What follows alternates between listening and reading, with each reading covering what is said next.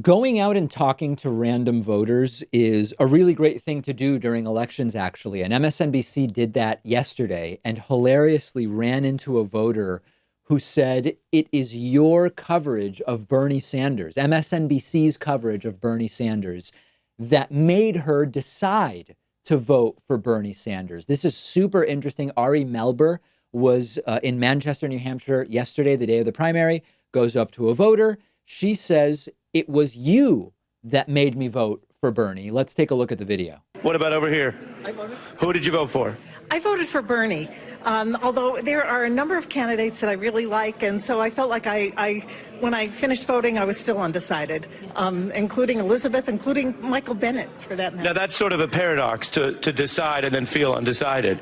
So you're a complex person. Right. Well, yes, but I want to say the reason I went for Bernie is because of MSNBC. And Go on. I think it is completely cynical to say that he's lost 50% of his vote from the last time when there were two candidates. Now there are multiple wonderful candidates who would be great presidents and people that I think that we can unify and get behind. But the kind of the stop Bernie cynicism that I heard from a number of people, I watch MSNBC constantly, so I heard that from a number of commentators, and so it made me angry enough. I said, okay, Bernie's got my vote. This is such an interesting point. What you're saying is, and we take criticism because we're journalists, right? We got to be open-minded. You're saying that hearing from people, whether it's guests, contributors, the conversations you've heard, that you felt were designed to tear down Senator Sanders or quote-unquote stop him, actually endeared him to you. Absolutely. Now, you'll notice how Ari Melber slips in. You're saying you've heard from guests and contributors these things. Well, what about hosts? Ari Melber sort of slipping in. You're not talking about MSNBC hosts. Obviously, you're talking about guests who are not affiliated with us. You're talking about contributors who, of course, are actually affiliated with MSNBC. But in reality, it's also been the hosts on MSNBC. Now, the word cynicism was mentioned by the voter. Cynicism is defined as an inclination to believe that people are motivated purely by self-interest. Skepticism sometimes has overlap with cynicism. What's interesting about this is that on the one hand, one of the biggest contributors to the Republican National Committee has been the parent company of MSNBC, Comcast, the big cable and internet company provider. Check out some of these donations from last year. $45,000 to the RNC, another $45,000 to the RNC, $15,000 to the RNC. And what you have to understand is this. It might seem like there's a contradiction here. How can MSNBC be both, quote, leftist editorially in their content and be financially supporting the reelection of Donald Trump? There's actually a lot of cynicism that is required here in order to understand this. First of all, remember that a lot of these big corporations are donating to both sides because they want to be able to curry favor with whoever it is that is ultimately going to be in office. And the truth is that on a lot of issues, including regulatory issues with media, you've got similarities between Republicans and Democrats. On net neutrality, you've seen a significant division between Democrats and Republicans. But on a lot of other issues that impact the day-to-day operation of these big media conglomerates, Republicans and Democrats are both willing to help. Let's put it that way.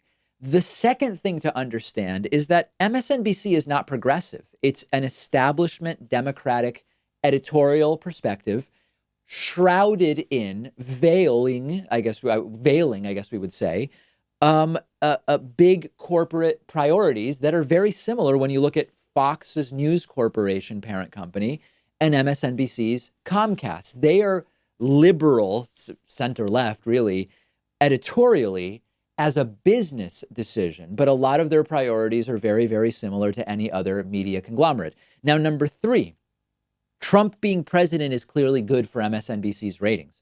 I've admitted it's good for our show as well. I've not hidden from you that our show has had some of the most explosive growth in our history under Donald Trump's presidency. I don't want the guy reelected. I don't plan to vote for him. I want what's best for the country. But I've admitted that because it is part of the interesting thing that has been taking place in this country over the last several years. But if it has to be a Democrat, MSNBC wants it to be a centrist establishment Democrat. Now, as far as the voters' point, she's right. Some of the analyses on MSNBC have been horrible. Chuck Todd talking about Bernie supporters as brown shirts. Absolutely crazy. Comparing raw support for Bernie in 2016 when there were 2 serious candidates with support for Bernie in 2020 when there are 5 at least serious candidates. It's not just cynical. It's dishonest. It's deceptive. And kudos to Ari Melber. I've always seen Ari as a pretty good faith actor. He seems genuinely wanting to know how the world is rather than to sort of push a particular worldview. He seemed genuinely interested in learning more. It might have been more interesting if the person doing the interviews for MSNBC had been more caught off guard in some way or reacted in some way. But it was Ari Melber doing the interviews, and he seemed genuinely interested at hearing what this voter had to say. I'm curious whether other folks have experienced a similar push where the coverage of a particular candidate by a particular network has pushed them towards or away candidates. Let me know. I want to encourage everybody in my audience to go subscribe to a YouTube channel we're partnering with. It's called Upflip. They release new videos every week. In every video, you meet a different entrepreneur and get an in-depth look at how their business works and how they became successful. It's great if you like shows like Shark Tank.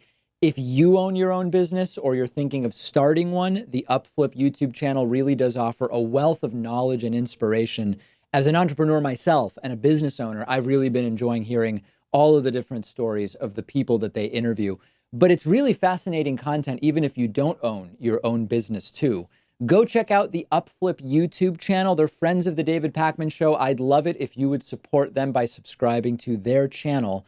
You can find the Upflip YouTube channel by going to davidpakman.com/upflip. If you're watching this on YouTube, I've put the link right underneath this video.